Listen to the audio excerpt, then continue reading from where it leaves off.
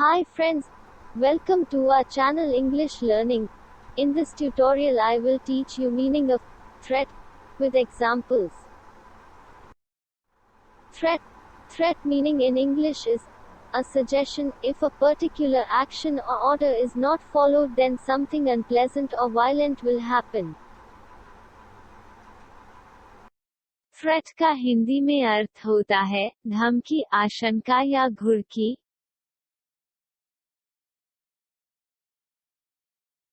What he said was nothing less than a threat.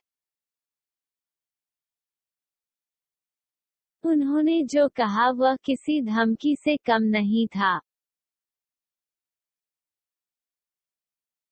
We thought his threat was only a joke.